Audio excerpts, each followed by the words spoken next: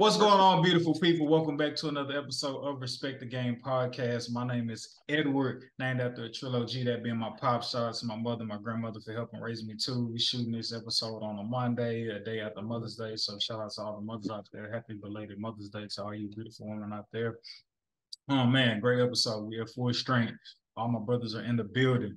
Fellas, let's get straight to it. Big brother Iron Man tapping in, reporting in for duty. Shine hard, Izzo surgical piece coming to a wallet, digital wallet near you. Let's get it. Yo, it is the one and only Black Piece, the rap plug, the hip hop plug. You already know. Be sure to go check out Talk to Smoke on Spotify, Apple Podcasts, anywhere you get your dope podcast from. That's where you can find my podcast at, man. Let's get it. Let's go. Good evening, beautiful people. It is I, the one and only Sedacious Xavier Miles. On behalf of me and the bros, I want to say thank you so much for supporting. Coming to you live from Griffin, Georgia.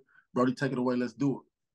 Yeah, man. So it's the summertime, and while one would suggest that if you're an NBA player and it's the summertime, what you do in your personal time, it should have nothing to do with the outside world or the NBA.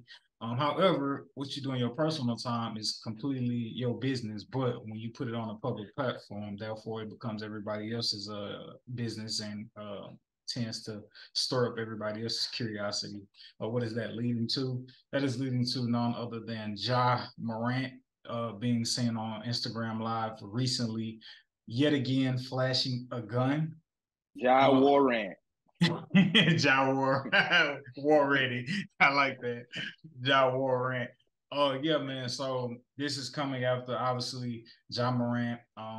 The long list of related alleged gun incidents pertaining to Ja Morant, whether it's getting into it with the 17-year-old kid who's a top recruit and a top recruit for the college coming up, college hoops, whether it's altercation he got into with somebody at the mall regarding getting into it with his mom, whether it's the situation that came about where there was an alleged red beam that could allegedly be coming from a gun that was flashed at the Indiana Pacers bus after a game.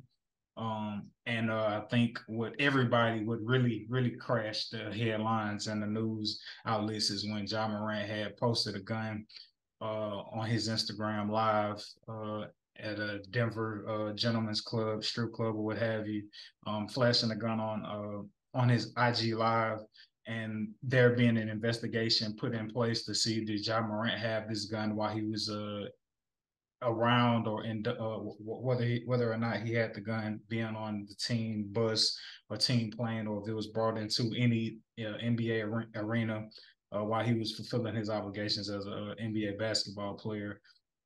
That investigation led to nowhere. However, the Memphis Grizzlies decided to be proactive as opposed to letting the NBA do something about it and suspending Ja Morant for, I believe it was like 8 games. Ja checked into a facility to kind of, deal with his anxiety or the pressure of whatever he's going through and dealing with at the time. So it was said, getting counseling or therapy, however you want to view it. And at that point, hey, Ja, you're young. Everybody makes mistakes. We're humans. We're entitled to that. It is what it is. Do better. Didn't lose any of his endorsements. Like you said, we understand the situation. We're gonna stand by him and allow him to be able to correct, his missteps. So Ja Morant comes back. Memphis Grizzlies go to the playoffs. They get bounced out by the Lakers, who you better believe we're going to touch on down the road in the episode. And it seems like, all right, Ja, that was the past. We give you grace, correct it, come back next year, boom, we'll see how your career see your behavior change moving forward. Maybe 2 weeks, if that, removed from the NBA playoffs. It's now the offseason for Ja Morant. He's not under any, I guess you could say, NBA obligation because the Memphis Grizzlies season is over. And that is when just here recently, he's seen on his Ace Boone Coon, his right hand man, seen on his Casamigos on 3. Seen on his Instagram live flashing a gun. They listened to the NBA YoungBoy. They turned they on IG live, and unbeknownst, just being caught up in the moment as the friend is on IG live showing himself and Ja Morant. The phone turns and then it comes back to Ja, and Ja is holding up a gun, turned up listening to music. Obviously you could tell by like how quick you see Ja, and then the phone just kind of goes kind of sporadic. It was like, oh no, what was going on? But it's too late. I'm pretty sure like anytime a celebrity of somebody's in Ja's elk or tier of celebrity, anytime you on IG Live, somebody's recording it. You can pretty much guarantee it every single time. And so now Ja Morant is in this situation, flashing a gun yet again. Nobody. He wasn't forced. He wasn't corralled. This isn't. I guess you could say allegedly till the NBA comes out with a statement saying they did their investigation, and yes, it was in fact a gun he had in that scene. But yeah, everybody and their mama is talking about the NBA coming down extremely hard on the consequences in terms of what should happen to Ja Morant for finding himself in this situation yet again. Um, uh, throw the question in the air, or not necessarily a question, but at this point, fellas, is there anything left to be said in terms of just like why, John? Why? I told y'all he was Ja gonna get Morant slime. don't. Yeah, Ja Morant don't give a flying fuck about playing basketball, bro. And it's apparent because number one, if you did, the potential of you getting your Powerade endorsement yanked, your Nike endorsement yanked, which is probably in excess of probably close to $100 million as far as contract length and duration. But for you to have your man going live and you got to stick in the car, that's not even. Is that really your friend for real?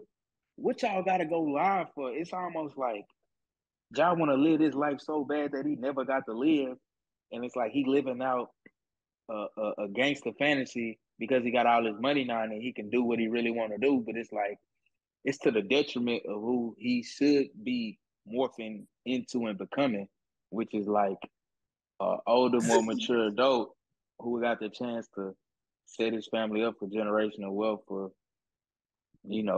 potentially decades on decades and decades to come. But man, he making it hard, man. He making it hard on himself. So he got to put himself around better people that's first of all not thirsty for attention, because I'm pretty sure everybody already knew that you was partners with Ja Morant. I'm pretty sure he had pictures of him on his Instagram posted up because those are those type of dudes do. And if they close, I mean, rightfully so.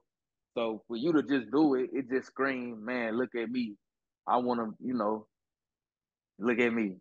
And your privacy is everything when you at this level. So you gotta get your circle intact, bro, and just make better decisions. Because at the end of the day, ain't nobody make Ja pick up allegedly what's to be a gun. If I was him, I'd lie and say it's an aerosol gun. And I That was was a that really was a that was a BB gun, man. Come on, bro. There's a BB gun, pellet gun, bro. We parked in the car. We parked in what seemed to look like a driveway or something. Like, obviously, you know what I'm saying, not harming nobody, but hey, I guess the CBA rules is the rules, man. You on the verge of 200 million, bro. Why are you trying to already lost 30 plus million for not for making the not all making all NBA NBA? And I team. felt like the incident alone prevented that, because you can't tell me y'all didn't deserve to be on the all NBA team this year. Absolutely. But those voters, obviously there's a bias, I think, just with just the human nature. Not that the bias has to be egregious to anybody, but if you got that vote or whatever the case may be, and there's already going to be a sense of bias just off, again, just the human nature of, having a vote and watching whoever you watch. that incident compounded with the fact you're not even playing. And I want to say Ja had a couple games this season. I mean, the way he was like injured or whatever, it's just like, nah, I'm gonna let you bypass. Catch you next year, buddy. But yeah.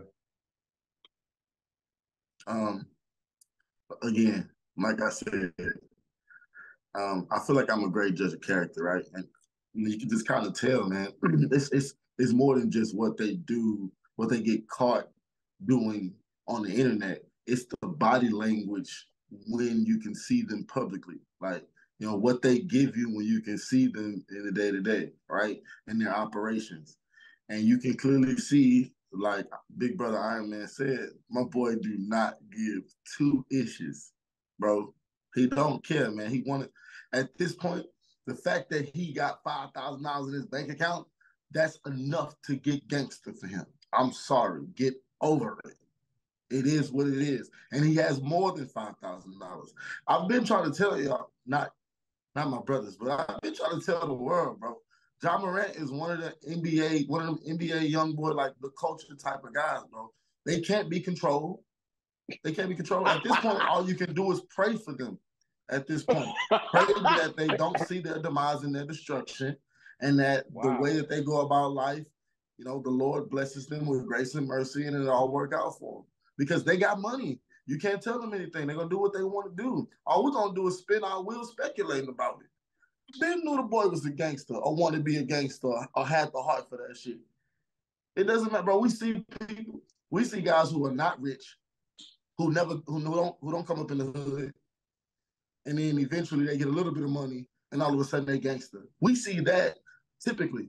Why wouldn't we see that if you have the means to do it? Especially not only the money, but you have the influence. You're in Memphis, bro. It goes down in Memphis. You're gonna want to be a part of that as a young guy, especially if you're hanging around these guys every day. You find some cats that you cool with in Memphis, you're gonna want to be what they own. And I understand that people are gonna be like, well, why? That's stupid. That's dumb. You lose money. But it'd be the same thing as a guy who's smoking weed, bro. It's the culture. You know what I'm saying? Why you have all this money on the table, you can't stop smoking weed, bro? Weed is a whole different conversation, right? Well, weed is no longer testable in NBA drug tests now, and I believe same goes for NFL, if I'm not mistaken, as well. So it's actually exactly. And at a time, even if weed was legal in your state, you still was getting tested for it in the NFL. Now we're in a time now where guns are becoming legal everywhere, bit by bit. Eventually, not like the association is ever gonna agree with the image of arms, but you know what I'm saying? It's like, come on, man. It's like the pendulum is gone. This is gonna just keep swinging. It's gonna keep going, man. It's like it's their world for real, and this is the way it's going. We live in a clout chasing young NBA young boy, Lil Baby, Lil Durk, King Von world right now. Quando Rondo, no cap, even though he's one of the better ones. Definitely. I mean, I agree with what Live has said, to be honest with you. Like, and honestly, I think Ja is organically does not understand what he did wrong. Because the fact that the first incident he reported himself, and the second incident, it's like his homeboy called just of like, okay, this is maybe not the right time and the right thing to show, but he still was just at this certain freedom of like, this is what I want to do. Like it didn't seem like when we sneak it out. He's like, bro, I'm gonna have it out. It's out here. Look at it. Like he didn't really give a damn. He seen the Instagram. He stunned it for it. Everybody know what the Instagram Live layout looks like when it's on. Ain't no such thing. Oh, I didn't know. Like, bro, you know what that stuff look like. Come on. It's either FaceTime, video, or you on Instagram Live. He knew it. And when he did all that, he was like, bro, I really don't care because what I feel like I'm doing is the off season. And at the end of the day, like guns are legal where I'm at. It's a legal pistol. I'm not messing up anything of the flow of the team. I feel like he really genuinely think he did nothing wrong. You know what I'm saying? I'm not saying what he did was right. I feel like obviously, bro, you're putting a bad image out for yourself, and you're making it hard for people to want to do business with you. But at the end of the day, I really think he's a young, lost, like you said, NBA, young boy, like part of this new culture mindset. Like this new culture has a mindset of like, to a certain extent, murder is okay and guns are okay. Like the level of exposure of that them two are okay. And you know, we all have fallen certain levels of victim to it by listening to music and even before that, watching certain movies with it. But this is what happens. Certain people, not everyone, but certain people start to feel like, oh, that's okay to do this. This is okay. This is the way the world is now. And, people have to understand entertainment and, things that don't technically isn't real from actual real life. Like you walk around with a gun, with loud music in certain areas, you're gonna probably get arrested or you're gonna be pressed by the police. It ain't just lollipops and rainbows. It ain't that easy, bro. You know what If I'm I saying? You may ain't supposed to do interject, that. Life goes on. if I may interject, to piggyback off your point, man, the NBA has always been like that. If you pay attention, the NBA has always mirrored hip hop, right? We're now at a time in hip hop where Wow, good correlation. that's what's happening. That's what's hot. That's what's it. And so you can be mad at him because the way the NBA has always structured, the way those white boys have always made us have to act. But you can't be mad at them because that's the opportunity. That's what our slaves died. That's what our ancestors died for. That's the opportunities that these are the opportunities that they allotted us. So it's kind of seeming like you're squandering that and that you're not doing what they did for us justice, right? So I can understand that, right? Young black man. But, that's where we are in the world. We're at a place in the world of pure chaotic anarchy, right? And so, like I said, clout chasing, you know what I mean? It's not Ja Morant's fault that he's growing up in a time of clout chasing. So to call him a clout chaser is kind of like, well, bruh, popping Zannies all the time and it may be fentanyl and you die. That's clout chasing. You know what I mean? Like people is doing TikTok. Come on, man. It's field. Instagram is field. Snapchat, field, Facebook, field. The programming is real. I would say who getting on Snapchat anymore, but apparently people paying for the AI to talk back to it, but another conversation. That's crazy. Actually nuts paying for social media, but right. So, you know what I mean? Get on World Star, bro. You can see people literally get shot and die right there. No, that's right, Edward. Hey man, I don't feel my spirit with that no more, bro. I was a kid back then, man. We all had dark times. We all had a dark time in our life. We all had a dark time when we sent possible murder situations to our homeboys. You know what I'm saying? It's all been part of our lives. Nah, man. The thing with Ja, from my perspective, I think I'm never trying to like take a position of I guess in this case, this isn't a matter. Well, it is a matter of like right and wrong, but I mostly just try to do from my position on podcasts or whatever. Try to just make sure I understand all sides or whatever. But in this situation, it's just like I can't fathom how Ja don't understand the circumstances in which he is in.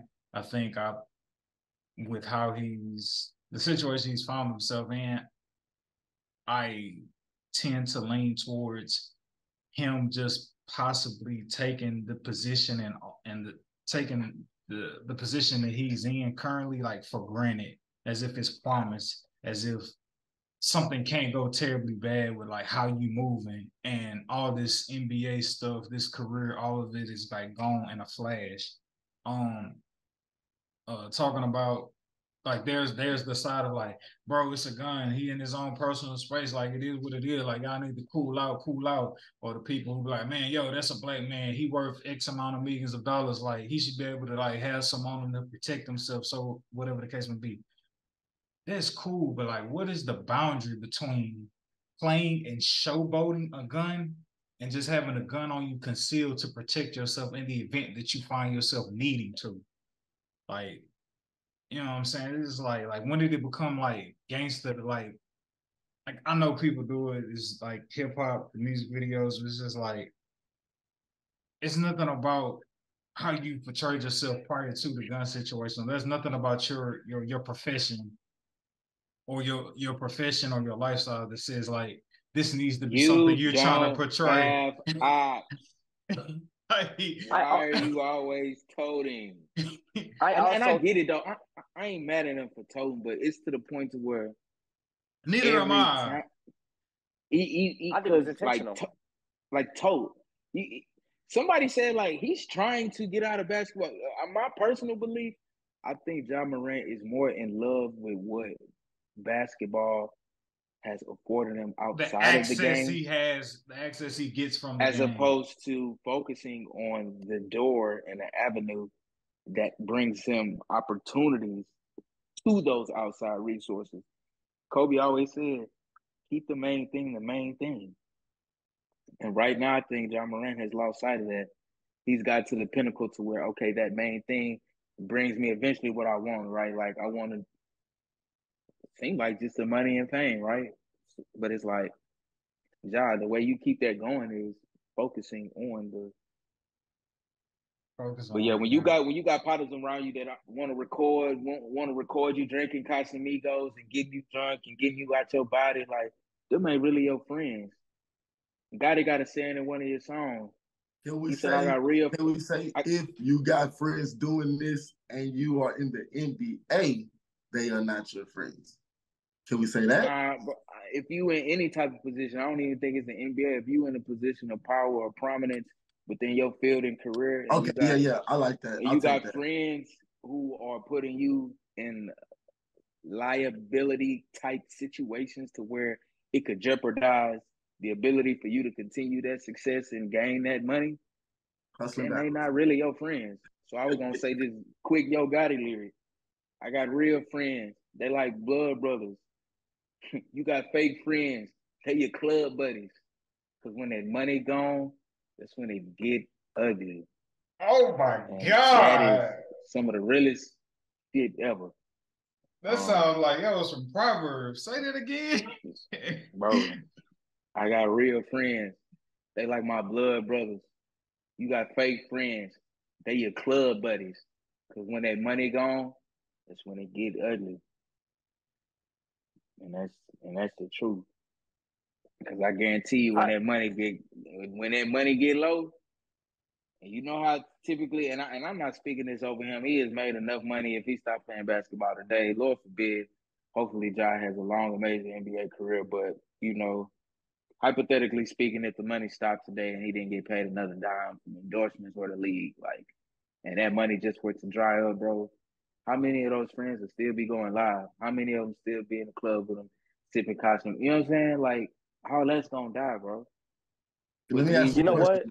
You know what? I think. Go ahead. I think you know what, bro. I think in his head he really think he NBA young boy. I know we keep bringing that up, but is it a coincidence that he does this a week and a half or 2 weeks after he gets denied the NBA All NBA? Is it a coincidence that he does this after the fact that, you know, NBA YoungBoy has a beef and he's trolling people, and you don't feel like he's trolling the NBA to a certain extent? And if you think about it, his homeboy did try to put down the camera.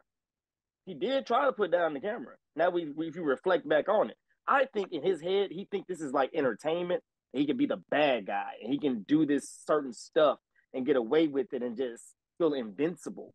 That's what I'm really starting to feel. I don't blame, because he put the gun. I just think they really put stupid. The phone down. Yeah, no, I don't blame homeboy for this situation. Like, as a man, regardless, like you put yourself in that situation, you continue to hang out with your partner. You're perfectly conscious in your right mind that he on IG Live. You pulling out the strap. That's on you. Right. That's solely on you, bro. Like, it ain't got nothing to do with your partners. If you hanging around them, and for whatever reason, when you're around them, you feel like you want to pull out the strap, that's just an evaluation process that you got to go through in terms of like who you decide to kick it with, so on and so forth. But like, I place no blame on his homeboy for going live. I don't know how long he was on IG Live, but for you to consciously in your right mind, Ja Morant, know your boy is on live, you looking all in the phone, and you just, I don't go for broke and Oh my God! Like that's I think so he was bro. being smart, bro. I think he was being a smart butt about it. Like, I'm not in the playoffs. I'm not doing the regular season. Oh, you Y'all feel just like he was denied me being like, all you NBA. feel like he was Like, this is my little. inadvertently, you feel like he's inadvertently trying to troll to be like, I'm not playing, so what y'all gonna say now? This I'm literally not. happened right after the NBA YoungBoy dropped his album. Trolling another rapper, and I'm not getting into that beef for that because it ain't about that. But it's like, bro, it's that same energy of like, y'all want to do me wrong. I'm the bad guy. I'm Mister. I ain't worried in the West. He's trying to find his way to rebuttal, but and he felt like this is the time I can show my gun. It's off season. Who cares? Like, this is legal. Everything. Like, no, it don't work that way, brother. He's No, like, this is not rap music. We This is don't not necessarily entertainment. know. You're a We don't actual necessarily athlete. know. that's a. We don't necessarily know how bad being beat by LeBron actually takes a toll on you. No, but no, bro. Like, I feel like you're joking, but I don't want to go. Like, I don't want to joke to coincide with what Darnell is saying. To coincide bro. with all that, it's like you playing with guns because you lost in the NBA game. Is that deep for you, bro? Come on, you just don't give a F like that. You just own that. No. I think it's just more of the case of if you got mad. You I wasn't sorry for what I did to begin with. So really just apologizing because I got caught, and I honestly didn't think it would be another situation to where I would get caught again, to where I would really have to change. Yeah. But now, since I've got caught twice, and I'm probably going to suffer significant suspension, and now I got endorsements in the balance, and now I got the Grizzlies potential. You know what I mean? It's not all these other things on the table. Now it's like, damn, I got to change for real now. Yeah.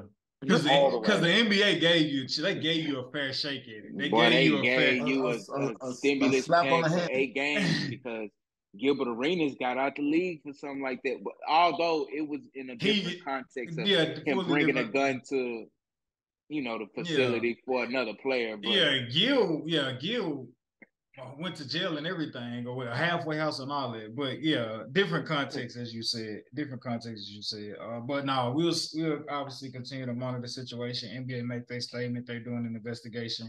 The Memphis Grizzlies say he's been suspended from all team activities. Ironic because it's the summer, y'all not doing that. But this is gonna be obviously a situation Ja Morant can't hide from, can't run from. It don't matter if you delete your Twitter, your Instagram accounts. Like you're gonna have to face the music at some point eventually. And obviously, this will be an ongoing conversation as the summer and the upcoming season creeps up. Suns, they lose in epic proportion to the Denver Nuggets. And this is back-to-back elimination 30-point losses for the Suns and Devin Booker and Chris Paul and Monty Williams. People had them as favorites, though I never personally did. I think that people outweighed talent more than they did team chemistry. Clearly, the Phoenix Suns didn't have the team chemistry to be able to complement their talent as Denver did, and they ended up fizzing out. Yeah, man. And with them losing finally to the losing 4-2 to the Denver Nuggets on their home court, do y'all view the firing of Monty Williams to be justifiable? Was it time to accurate and on points? No, I think this new owner is just hell-bent on shaping his image and putting his imprint on the team. Monty Williams wasn't his first coach of choice when he first got on. He never was really on board with that. So the slightest, anything of this magnitude and caliber, right, getting blown out in every proportion in a closeout game with both your stars still on the floor, although you were down DeAndre Ayton and Chris Paul, it was enough for the owner to say, hey, seen enough. I only been here for 4 or 5 months, but nigga, you out. I'm gonna get my guy in, and we really gonna start my tenure or my reign rather. And the guy has come off as a bit utilitarian, so to say. He is more of a dictator as opposed to running a fluid republic or democracy. I've heard reports that James Jones as a GM has actually had his role significantly diminished, as opposed to the decision makers of the basketball team. So I think it's more so of that. I don't think it speaks to Monty Williams' accolades and his prowess and ability as a coach. I think he's highly coveted across the league and highly respected. And I believe he'll be snatched up pretty quickly here within the ensuing months. Yeah, well said. I couldn't have said it no better myself. Only thing I'd like to add is it's kind of like you ask somebody to do something, and first you barely give them enough tools, and then you give them one good tool that they don't really know how to use yet. But then after 2 minutes of trying to figure out how to use the tool, you be like, "Get out the way! I got it. I do it myself. You know, just go in the house. Just go." But you didn't already promise me that $30, and so do I not still get that $30? You know, because I'm gonna steer you back on path because contractual NBA contracts are guaranteed, so nobody's running up on that. But I get the spirit of what you're saying, though. You know what I mean? He didn't give Monty Williams enough time. Let him cook. He didn't let him cook. Yeah, I'm saying it's like, and then and that's how you know it's a little bit of malice because within the same year you get a high ticket guy, you let the coach go. You know what I'm saying? It's like you didn't even really want him to have a chance with your new toy. Pause.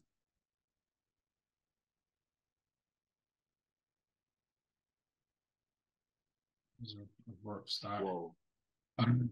So yeah, no, it's not on Monty Williams, and I hope he lands somewhere where they constantly in the playoffs. So the Suns look bad because they look real bad right now. I'll tell you what, if the Suns get Kyrie Irving and James Harden again, if Kevin Durant bring that same stuff, I ain't gonna lie. It may be enough though. Maybe enough. Now I think it's too. Say You James gotta trying have to go some to Houston defense in for there. real. You gotta have some 3-and-D guys, man. Because it's just gonna look like, man, you just following the ring. Oh, y'all going over here, man. I'm gonna go over here too. You just kind of look, man. What Dame said is becoming more infamous by the day. Man, you got chumps, man, running from the grind. Yeah, now Monty Williams has the NBA Finals appearance with the Suns in 4 years. NBA Finals appearance. After that NBA Finals appearance, you have those back-to-back blowout losses when they were favorites last year, right? Or maybe not favorites. They were like a 2 seed last year. They ended up losing to Luca Brasi. That was obviously an upset. And then coming into this year, you shake it up with the trades and so forth, and you got Kevin Durant. I do think I would like to have seen Monty Williams get a full offseason with KD and Devin Booker and Chris Paul. But that wasn't the case. But nonetheless, I mean, he had his cracks at it. Just came up short. And Yeah, when you get those new owners in there, they want to try to, as y'all say, they want to try to out with the old, in with the new. So anything that was of the previous owner or the previous GM, no, I want my full DNA through this organization, all of my choices, and yeah. So we'll see where Monty Williams lands, what coaching opportunities are out there for him, which will be interesting. I know off the top of my head, one coaching vacancy that's out there right now is the Milwaukee Bucks. So yeah, man, we'll see how that shakes out for Monty Williams, but they did lose last year in a game 7 versus the Dallas Mavericks. They lost 123-90. That's unacceptable. And then here again, added with the asterisk, they did not have Chris Paul, and DeAndre Ayton did not play. They didn't have Chris Paul. Chris Paul was out since game 1, I believe, or maybe game 2, and they didn't have DeAndre Ayton for game 6, and the loss to losing to the Denver Nuggets 125-100. So yeah, 25 plus losses in elimination games the past 2 seasons for Monty Williams. But yeah, so I mean, but there's 2 head coaching vacancies that are out there right now. Milwaukee Bucks. No, we have the Milwaukee Bucks. We have the Nick Nurse. He got fired. So Milwaukee Bucks, Toronto Raptors, and the Phoenix Suns that come to my mind, as well as the Detroit Pistons. Who was coaching the Pistons? I want to say Dwayne Casey, but I don't know if that's right. Yeah. Who's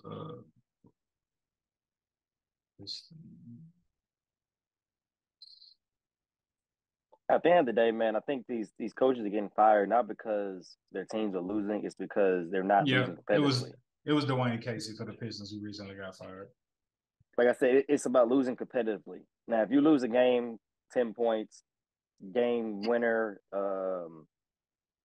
anything that just like seems more respectable, that's fine. You keep your job.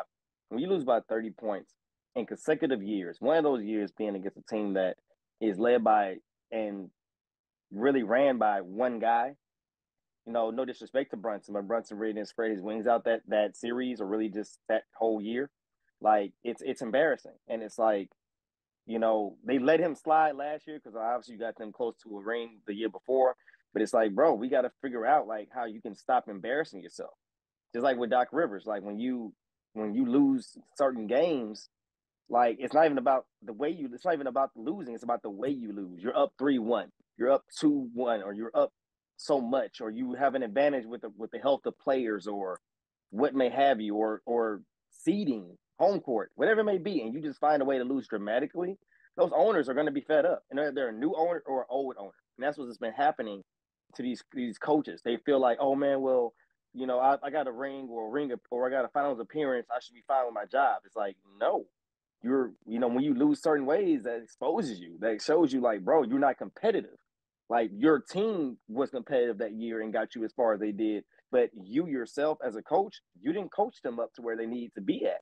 You got confident, you started letting the players run the team, and or at least lead the way, and they didn't get no real guidance. Real guidance lasts for years. Ask Popovich, ask Kerr, ask Phil Jackson. When you're really guiding these players, it lasts and it doesn't fizzle off, and you don't have too many dramatic moments. So that's all I'm saying. I'm sorry, I have to disagree with you guys. Like Monty Williams, that's unacceptable. 2 blowouts, and one against a one man team. I'm not accepting that. I'm sorry. I respect him as a coach, but just not as in like you should have kept your job. Find somewhere else and maybe be a better outcome. Maybe it's just the organization itself that's not working out for you. And Matt Ishbia, even in short order, he's on his way to becoming like one of those Jerry Jones type owners to where you meddling and doing too much to where you stepping on people's toes and people who are in positions to help delegate and run the organization. You trying to make those decisions like something. And so far, it's looking pretty explosive in a volatile. So I have to admit, I do agree with you guys. What you guys say about him, because trading off Mikal Bridges, that's a dumb move, even though it is for Kevin Durant. But at the end of the day, like, I'm sorry, I just can't accept them.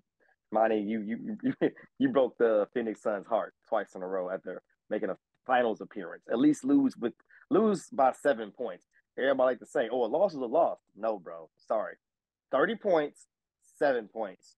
There's a difference. I don't care what you say. Show me y'all showed up to play. Show me you had the guys ready. Exactamundo. That's why I feel like that's what persuaded him to fire him. He made some terrible decisions. I agree with you, Shine Hard. This one, maybe the slightly better ones that he's done.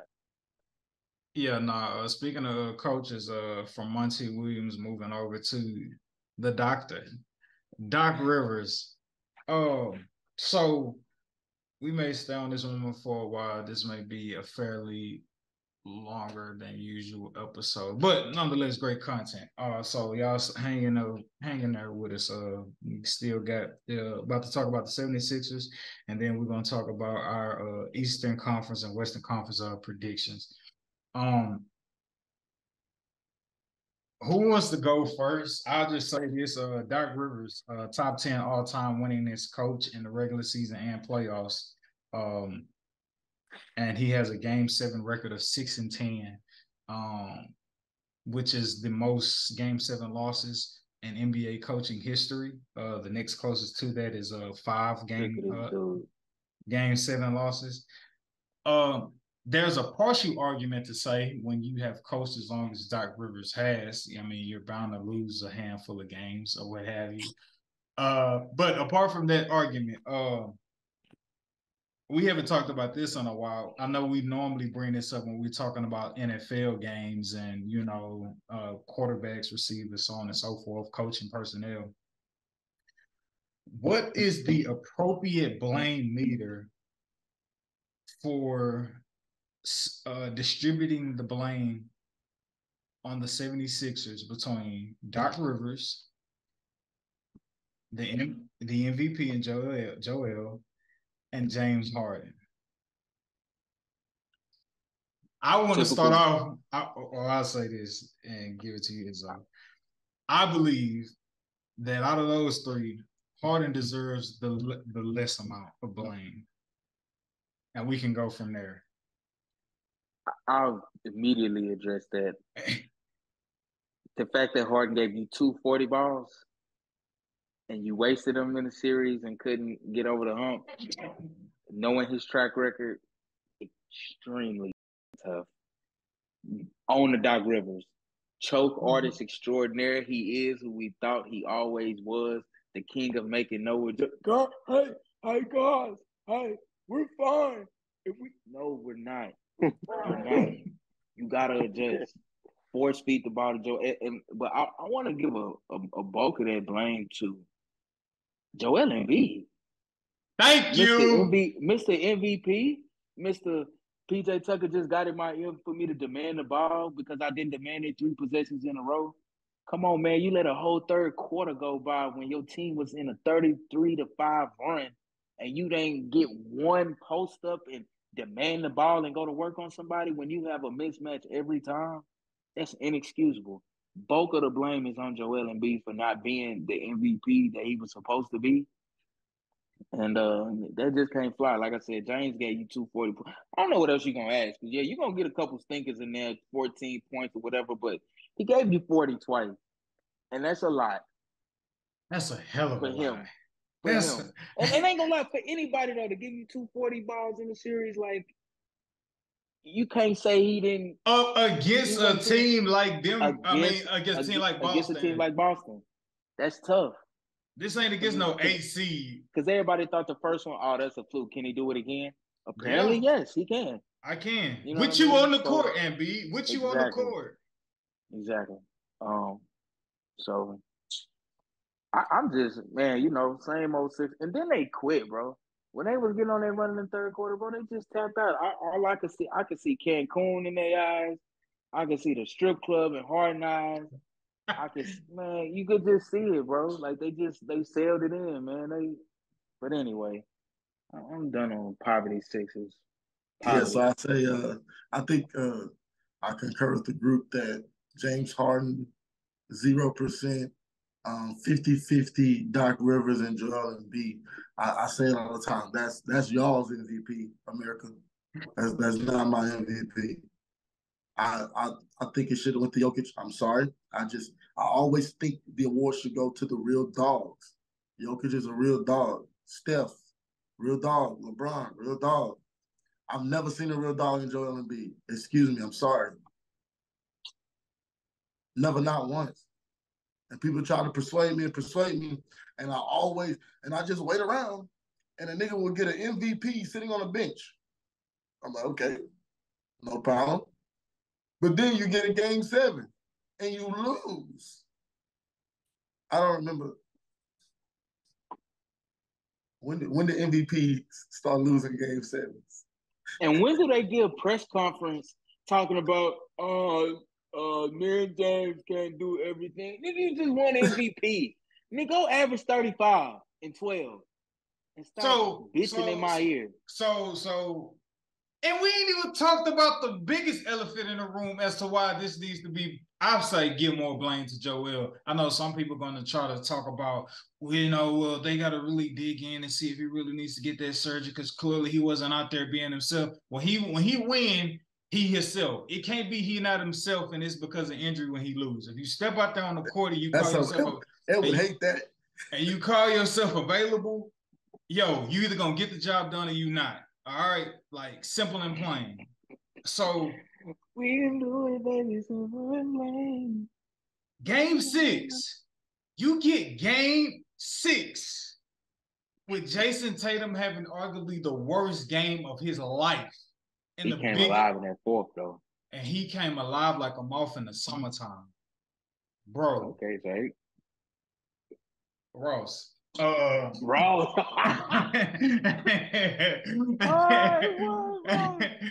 Hey, but Jason Tatum starts off the game in Game 6 going 0 for 10. 1 point in the first half. I was about to say first quarter. 1 point or maybe 3 points in the first half. This is your moment of glory, Embiid. This is your moment to be the MVP that you so desperately desired and wanted. And Jason Tatum outscores y'all in the last 12 to 9 minutes. 5 quarters. 16. Jason Tatum outscored y'all in the last, and that fourth quarter, he outscored y'all by himself 16 to 13, bro. And if we can continue that in the Game 7, tack on 51. Well over 60 plus there. Right. Unaccounted for. And in that fourth quarter of Game 6, we're not even talking about Game 7. Jason Tatum goes on to outscore y'all 16 to 13 in the fourth quarter of Game 6. And in that moment when the game was very, very, very close, with every opportunity for you to finally take over, Joel, you go 3 for 6 and then cry in your press conference. I won't say cry, complain, whether those boys want to be synonymous. Talking about you wasn't getting the ball enough. Somebody got to demand you. Somebody got to force you to want the ball. Like, come on, bro. Like, it's like that. Gotta be better. That was weak. You was the MVP. He said in the interview, I just gotta be better, and I will be. So, bro, you was the MVP this year. What? And I like to go check the posts of like Twitter, like to just see like, okay, what are people saying? Get a feel for what everybody's saying. And it was just like, man, and B look real funny in the big lights when he can't get to the foul line.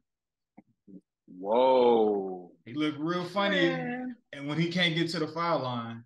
All right, y'all smoke Game 6. All right, fine. On your home court, you smoke Game 6. I mean, I didn't feel like y'all stood a chance to win Game 7 regardless, because like that was y'all moment of glory. But all right, Game 7. Let's regroup. It is what it is. You go into halftime of Game 7, excuse me. Only down 3. You're only down 3. You're only down 3. Like the game is y'all's to still be able to win. Y'all down 55 to 52. And lo and behold, you look up and y'all only scored 10 points in that third quarter. Y'all only scored 10 points in that third quarter as y'all ended up starting off the game down 55 to 52 to ending the quarter down 88 to 62.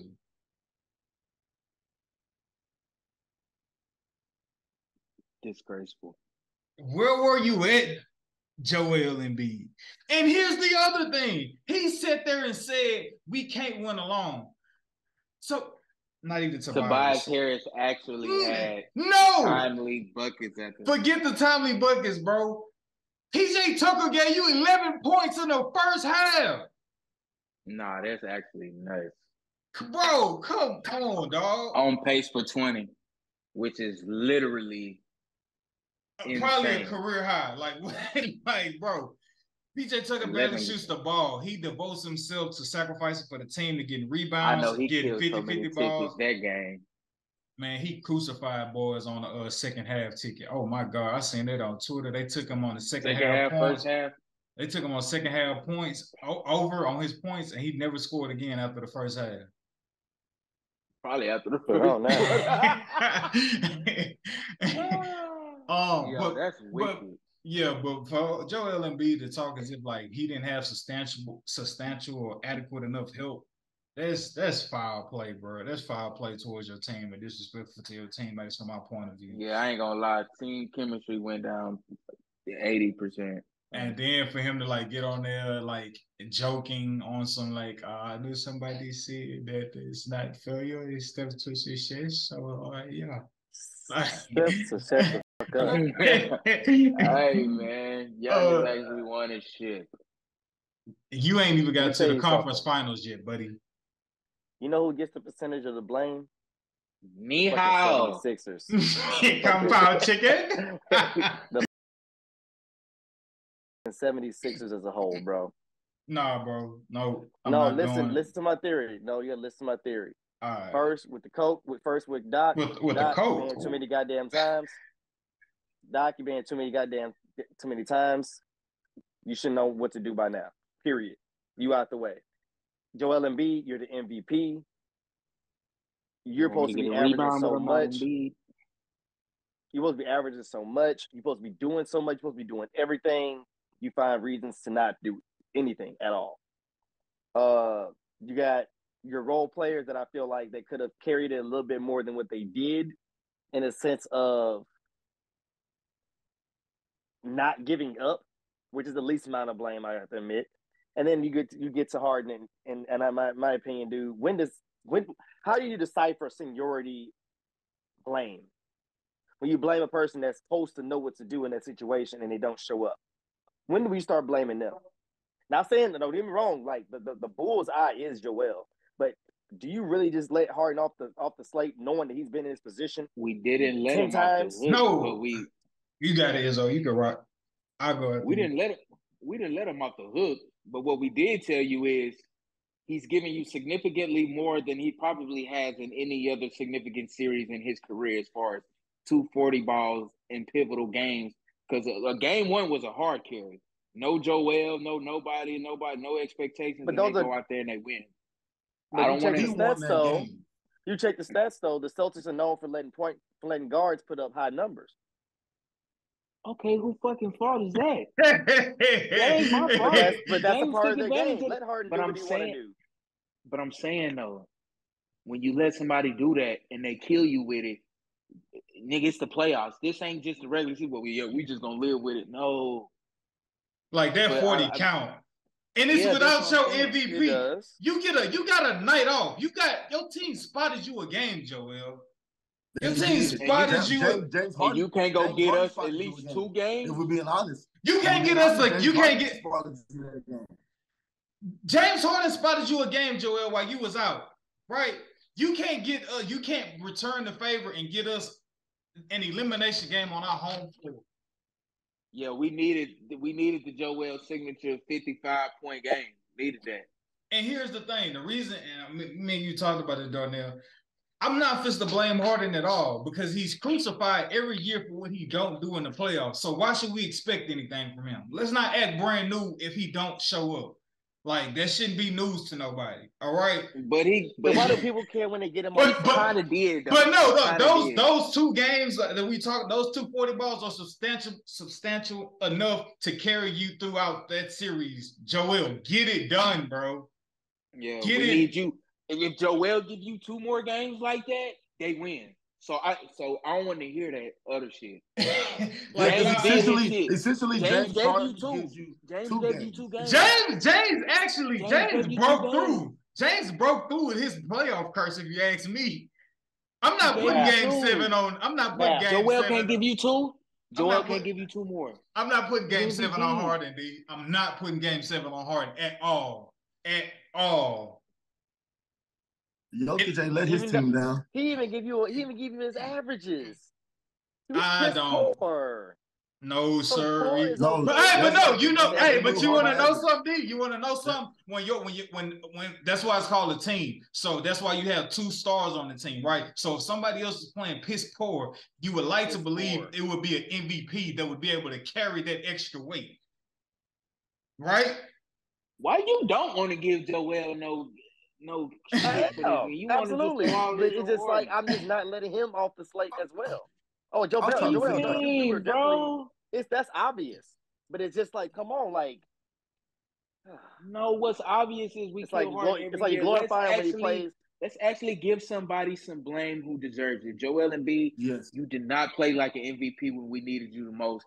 You are the reason why the season is Yes. predominant. You're a majority Kobe would never. stakeholder of the reason on LeBron why would never. you went Steph home. Curry would never. Oh, hold on, too. Oh, yeah. Harden So has been in this situation as well as being a guy that's worked hard, been snuffed for MVP, finally made it, got his MVP, and then crumbled in the playoffs. I feel like you can use that seniority and tell him to keep his mind straight.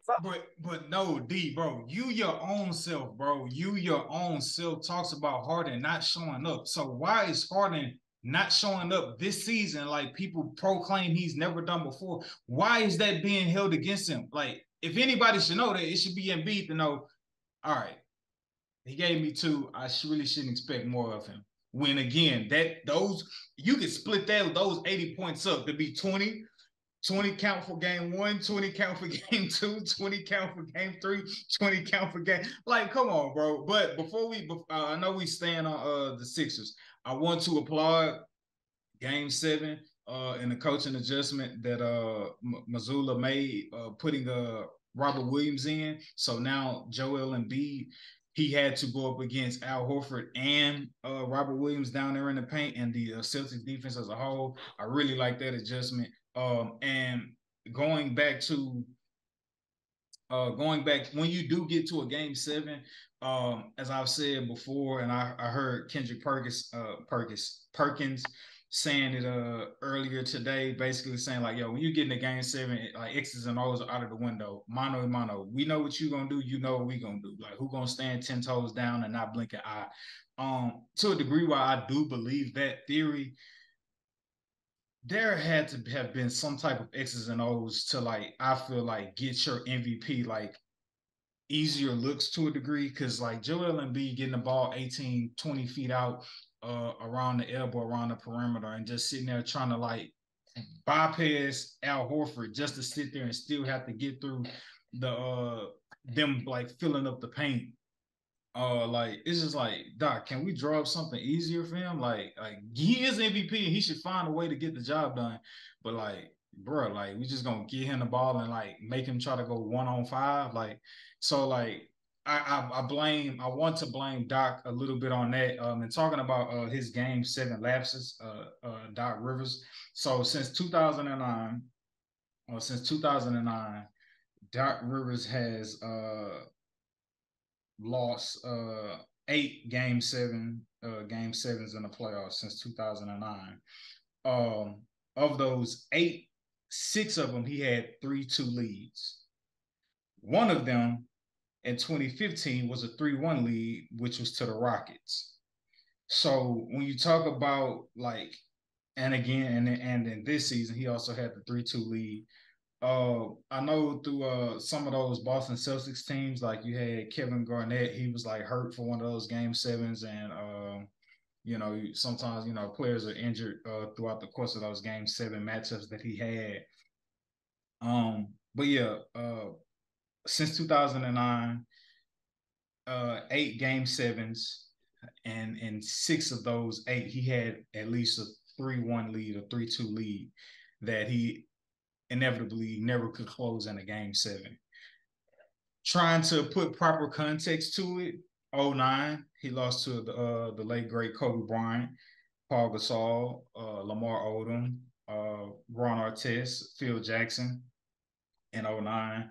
2010, he lost to the Magic, who ended up going to the championship that year. Then 2012, we all remember Game 6 LeBron in 2012 with the Heat, so he ended up losing to LeBron.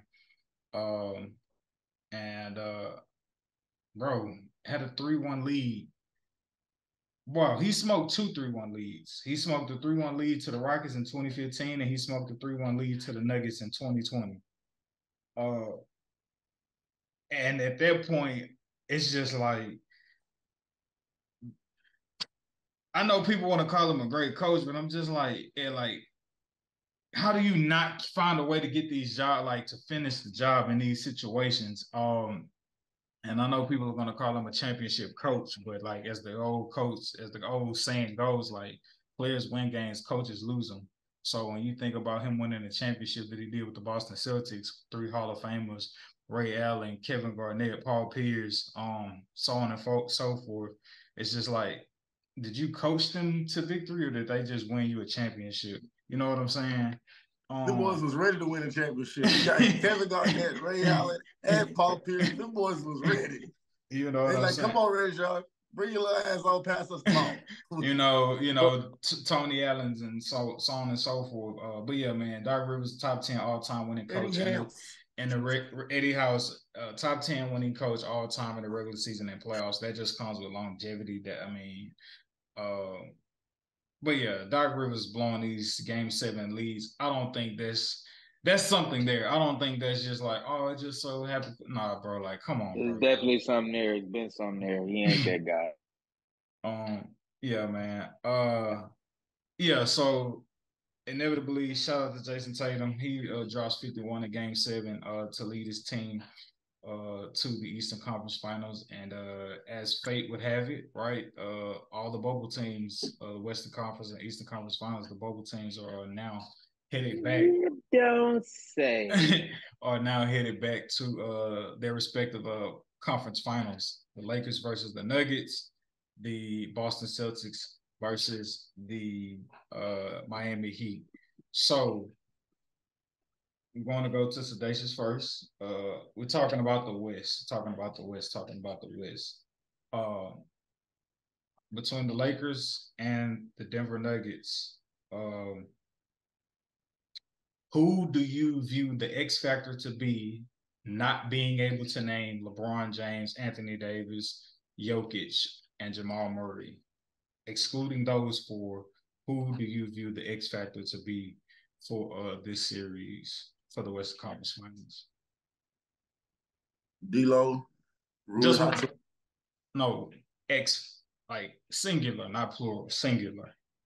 Because I was gonna say like that. It's an overload for me when it comes to that series. For me, I think that they you can give me one from each team, or you can just give me one person. Period. Who I really feel like could come along. I really feel like this could be a breakout for D'Lo. I feel like Austin Reeves, Vanderbilt, and Dennis Schroeder kind of shadowed him a little bit because they had to play defense on Steph Curry and not De'Aaron Fox, John Morant. I feel like now with the guard play, Jamal Murray, cool, he all right. But I think D'Lo will be the one either coming off the bench or starting, who'll give us those significant buckets to put us over the top, along with the unmentionables. Okay, so Darnell, who is your one X factor for the Lakers Denver Nuggets? And this does not mean that I'm saying that they're going to win, but I would say Michael Porter Jr. I think they need firepower. They need basically one more consistent player to kind of like just be that X factor. And if I feel like he can be consistent on, let's say, 22, 8, and 5, possibility they can win the series. Possibility. But other than that, the Lakers as a whole, I can't really pick out anybody, to be honest with you. That's why you had that struggle over there. So, yeah, I say Michael Porter Jr. and just the Lakers. I ain't gonna lie.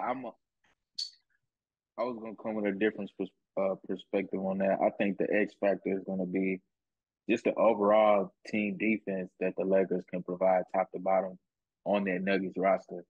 I think they have a matchup and a body for every single key piece out there. You know, AD for Jokic. I think Aaron Gordon gets completely, and I think this is something pivotal to watch. I think Aaron Gordon gets absolutely taken out of the series by LeBron James, just from a mental standpoint of knowing LeBron knowing exactly what he wants to do in his role in that offense. I think that can disrupt things enough, and I think Jared Vanderbilt will take the task of guarding Jamal Murray, which can cause some serious problems because as great as Jamal Murray is, and he is great, he is not Steph Curry. and Vando was able to bother Steph Curry some, and I think he'll be able to bother Jamal Murray even more. So I think the X factor is the overall just match up top to bottom and team defense that can provide on the Nuggets. I love it. Mine was also Michael Porter Jr. Darnell. The reason I say Michael Porter Jr. is because I think when you look at the Lakers, damn near everybody on the I guess minus like Jared Vanderbilt, but outside of AD and LeBron, pretty much everybody on the Lakers can create their own shot. So it's like when the shot clock is low, we may not need to run a set, fast break, whatever. Like, here, Reeves, create your own shot. D-Lo, take that three, shoot it, get to the paint, slice and dice, get that layup, so on and so forth. And I think the reason I would say Michael Porter Jr. for the Denver Nuggets is because outside of Jokic and outside of Jamal Murray, Michael Porter Jr. is the only person I believe that can create his own shot and isn't afraid to shoot. And so I think they're going to be in a desperate need for his offense, because I think the focal point is also going to be, take Jokic out of the game. Are we going to let him score, or are we going to, let him assist? I could live if Michael Porter Jr. beat me 4 games in a row. Right. You can, like, you're going to play those percentages, right? Yeah. But then on the Lakers side, Isaac, what you said about defense, I think is beautiful, because I personally believe it's going to be a long, long day for Jamal Murray. Simply the put, long series, got brother. too much length. Quite literally. Too much length out there for the Lakers. Yeah, it's like, if you look at how committed and devoted they were to stopping, if you look at how devoted and committed they were to stopping Klay Thompson and Stephen Curry, the energy they exerted to try to stop him, they get to now have that luxury on just Jamal Murray. Ain't nobody else for them to focus on but you, Jamal Murray. Anthony Davis, you're the best defensive player in our eyes, so you're going to deal with Jokic on your own, and we're going to live with what comes with that. Right. Right. LeBron James, we're not worried about Aaron Gordon, so you get the wrong. You're the Mike linebacker. Man. And LeBron is at his best on defense, even at 38, bro. When he can roam on defense and play passing lanes, that creates instant offense out in transition, where the Lakers can also be deadly, and then they can quickly get into some favorable half-court sets. I just think, as far as, like I said, like, the playoffs are a game of matchups. It's a game of and matchups, I just think, bro. I think the Nuggets, I mean, they don't run into it. Piece for piece, they don't have enough like firepower on offense the Nuggets don't have enough firepower on offense to match with what the Lakers can do. Because AD, and I think their bench is significantly deeper than the Lakers bench. 1,000%, because the Lakers bench, again, these guys can come off the bench and create their own shot, where the guys who coming off the bench for Denver have to sit and post up and wait in the corner and wait for the Jokic to cook up their food. And I think that's gonna be very telling. And just going back to Jamal Murray, he gonna have body after body thrown at him. Vanderbilt, Beasley, Reeves, it's Schroeder. Like, it's not gonna stop. Troy Brown may get Troy Brown, like, you know what I'm saying? Like Rui, Beasley, like, it's gonna be a long series for Jamal Murray. It's gonna be an extremely long and tough series for Jamal Murray.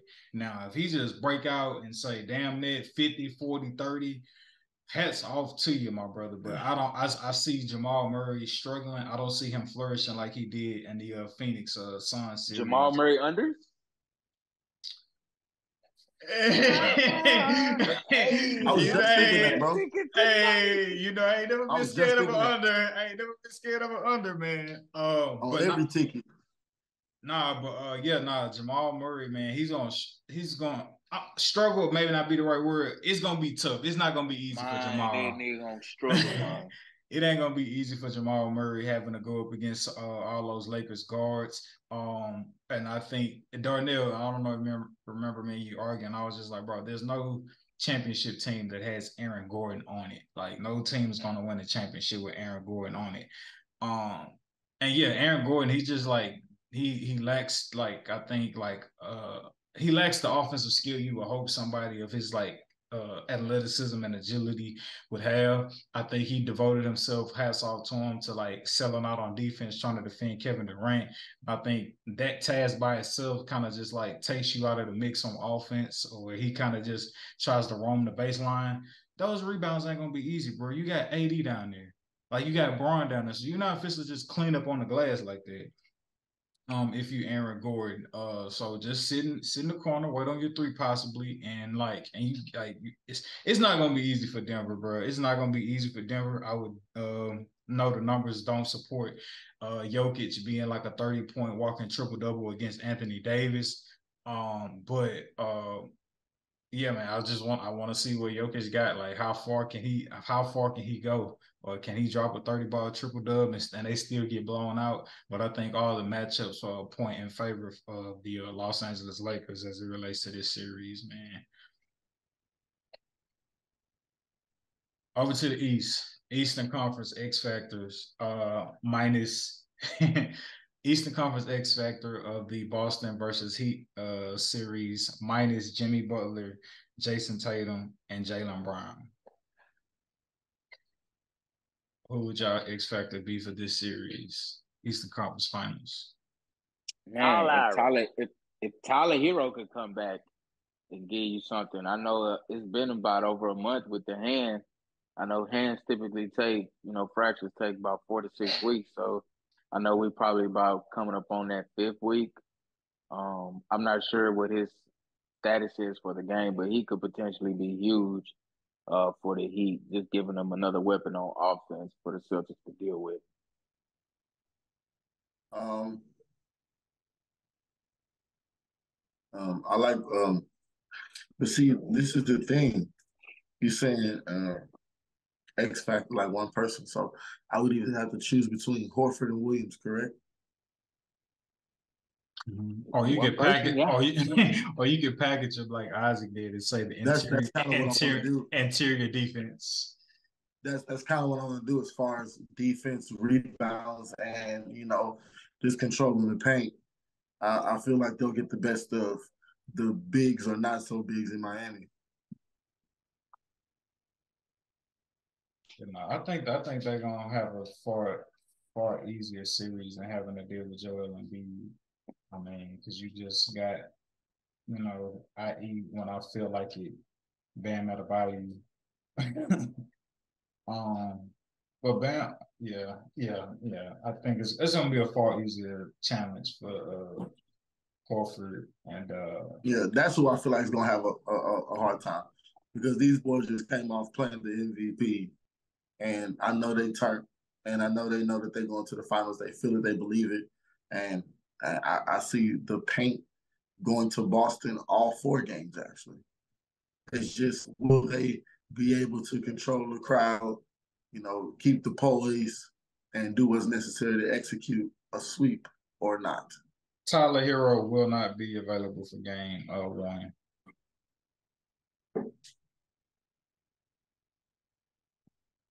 So but then again, Jimmy Butler got some type of magic. He could be available potentially for game 4 if they need him. Yeah, if you need it for game 4, that's possible. I wasn't supposed to mention him. I'm sorry, but it's kind of hard. Yeah, man, it's hard for Jimmy, bro, because I mean, like, these ain't the self-destructing New York Knicks. You know what I'm saying? Yeah, these ain't the self-destructing New York Knicks. And while I wonder, let's see, I'm gonna do defense. They was here last year. Yeah, because I'm thinking to myself, it's like, while I know guards get off against the Boston Celtics, what do small forwards do against the Boston Celtics? Because while playoff Jimmy is the thing, and I respect this game, like JT, Jaylen Brown, and them, like, it's not, like, so this is a significant drop off. I do last 15. So thus while in the playoffs, small forwards are only getting 18, 8, and 2 against the Boston Celtics, which is a significant drop off from what Jimmy Butler's averages are. And I'm sure Marcus Smart don't mind sticking Jimmy Butler the whole series, and that's done. Yeah, Marcus Smart. Pause. Yeah, you got Marcus Smart. Yeah, that team defense, I think it's gonna be like all efforts to stop Jimmy. We're gonna live with anybody else calling themselves trying to beat us. They don't got Tyler Hero, Duncan Robinson. Yeah, you only get a handful of shots a game. What's his name? Caleb Martin. Could this be his breakout series? Could he, earn himself a sweet payday in this series? And Caleb Martin. Yeah.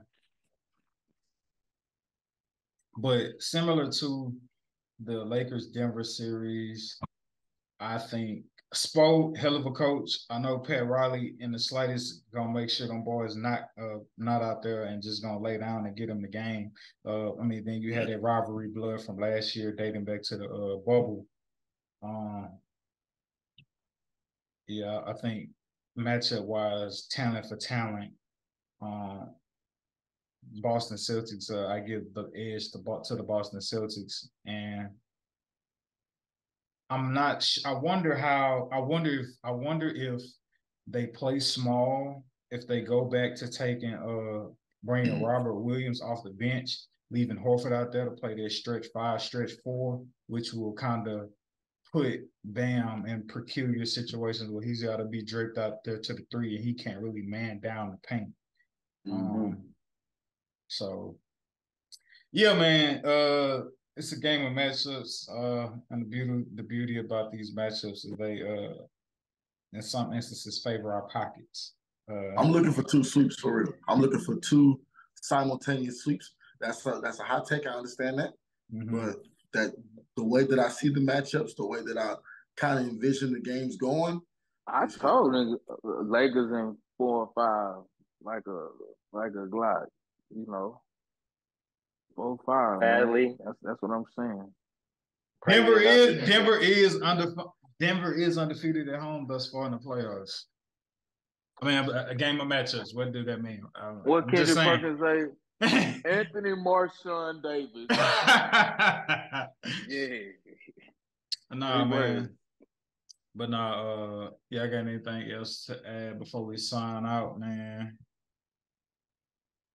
What they gonna say next? Hey, man.